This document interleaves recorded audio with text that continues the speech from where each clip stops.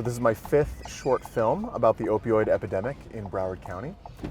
And every time I make one, I ask my executive producers, I ask them, what's the solution?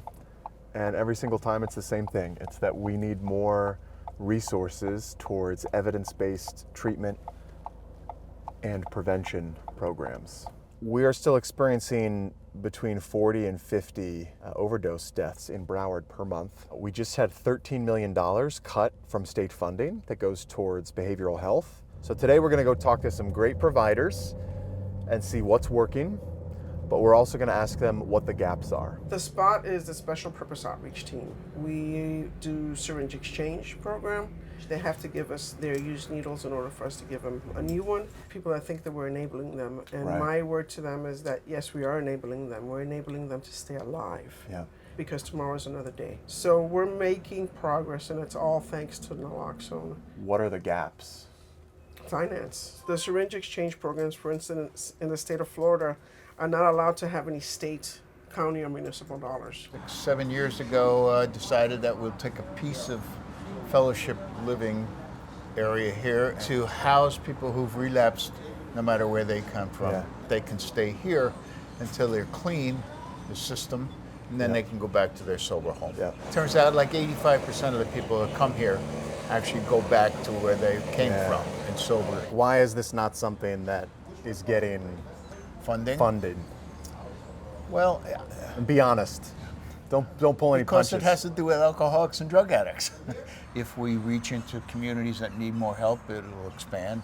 Like the sheriff's department, we collaborate with them in Yep. terms of Yeah, they bring them right here. bring them here Yep. for people on the street who need help and want help. Once you ask for help, you're in. Yeah. That's all you need. A person is charged with a drug offense, a third-degree felony, they have the opportunity to divert their criminal case into a treatment program. And if they're able to complete the program, they have the opportunity to have their case completely dismissed. So I think programs like these serve two purposes. On the one hand, they serve society and the participant that we serve by helping to reintegrate them into society. It also is a great cost benefit to the rest of the community. The cost of keeping someone in the state prison system, in the local prison system, in the federal prison system is astronomical. One of the biggest gaps that we're seeing is a lack of treatment options for people with children who come into the program. Many of them need an inpatient modality of care, but do not want to leave their children. So struggling to sort of find a place for that section of society is very, very challenging. But as we talked about, with funding dollars, the beds are limited. Coming into your courtrooms, I was really seeing like there is an ecosystem of care. And it doesn't work without that ecosystem. Yeah. We have a lot of vulnerable people come into our felony mental health court. They don't have a lot of support at home. They don't have a safe place to live. And we try to provide them with a lot of support that they're lacking. So it doesn't sound like a judge. It sounds like you are a facilitator of care. I like to think that. Yeah. I wish that we didn't have to beg for more beds. People shouldn't have to be waiting months and months to get out of jail to get somewhere where they can get well. The law has the capabilities. If you give people voice, the law could actually act as an agent of healing. We have always been at the bottom of the rung of spending for mental health and behavioral health services, correct? And what the research tells us about the capacity of systems of care, the smaller the capacity of systems of care, the greater the prevalence of criminalization. Well, I wish we didn't need a mental health court. Going to a doctor, for mental health conditions versus if you break an arm, should just be It's the same thing. the same thing. We should have parity with regards to our healthcare system, and we don't. We are here for maternal health. We are here to help support pregnant women, parenting families. If we're talking just about our program, is someone who is using substances or alcohol. We're individuals with lived experience. Yep. I myself am going to be celebrating 12 years in recovery from opioid use disorder. Congratulations. And we provide that emotional support, to individuals at that mutuality level. Yeah. having to understand what it is to be a parent, maybe not having a model for that as you were growing up. No. Peers provide that for you. There's not a lot of housing for individuals in recovery, and they can also bring their child or children above a certain age group. Housing is an issue for everyone in South Florida. Everywhere. Like as you get to more vulnerable populations, it just gets worse and worse and worse.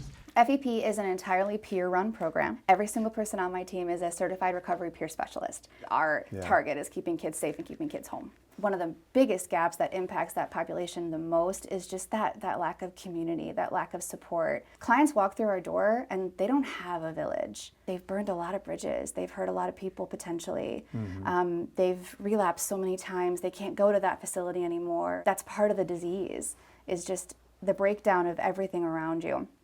And I think if we don't continue to support and believe in recovery and in these people, we're not going to make the impact that we want to. Recovery is possible. Sobriety is possible. If we don't keep believing, then there's nothing ahead of us. You don't stop believing. We have to keep trying. Broward Youth Coalition is middle and high school students who come together to do substance use prevention and mental health awareness. 4 out of 5 of our Broward County students report that they're already making healthy decisions. So what that means is most people think that students are in risky behavior or not being healthy. They're saying yes to drugs. That's actually not the fact. Where only 1 out of 5 of those students are possibly in risky behaviors. And those are the students that maybe we want to look into and find out why are they doing this, and then how could we prevent that. They say that every dollar invested in prevention is saving $20 down the road if they wind up going into treatment. So prevention not only saves lives, but it saves money. What are we missing? Why is it 1 in 5 instead of 1 in 10? Part of the gap is really more resources into middle school or even elementary school. We are heading to our last stop of the day, South Florida Wellness Network. We're actually going to join some of their peer specialists and head out into the community and see if we can have some conversations with some people on the ground.